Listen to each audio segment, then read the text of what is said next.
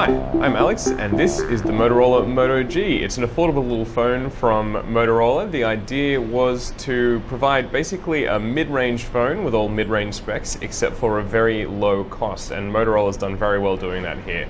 It's sort of similar to a Galaxy S4 Mini or an HTC One Mini, but it'll cost you a lot less than that, sort of hundreds of dollars less. What we're working with here is a 4.5-inch HD screen. It's got about the same number of pixels per inch as an iPhone Retina display.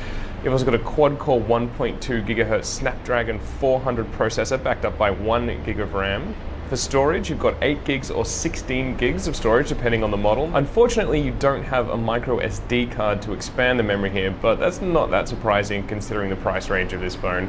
You get a 2070 milliamp hour battery, and importantly, this is a 3G only phone. You don't have 4G reception with this device. In terms of look, this is actually a pretty handsome little device. It's not a huge amount to look at, but usually when you're looking at budget phones, you've got a very glossy, cheapy kind of finish. This actually has a nice matte black finish on the back here. It kind of looks like a soft touch material. It's not, it's still kind of a slippery phone just because it's made of plastic, but it does just feel that little bit better than your average budget smartphone. One good bit of news is if you're not a huge fan of how it looks, Motorola does sell a lot of little colorful, what it calls shells. They're essentially just cases that go with this.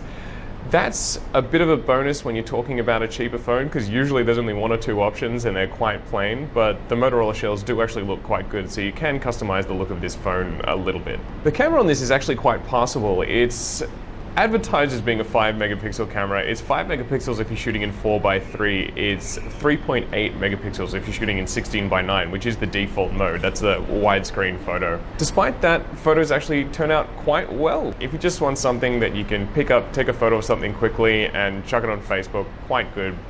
Nighttime photos aren't the best. You want to stick to daytime photos with this, and definitely remember to go into settings and activate the manual focus as soon as you get it, because photos turn out a lot better with that drag and drop focus action. So ultimately what we have here is an impressive little device. It really does function like a mid-range phone, except for that it doesn't have the 4G connectivity, so that's going to be important to you if 4G is something that you're looking for.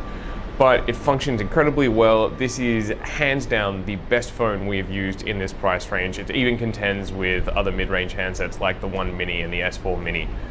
If you're looking for a more affordable phone, you really can't go past this. It is a fantastic device. If you desperately want 4G, okay, fair enough, but otherwise, this phone, the Moto G, definitely worth considering.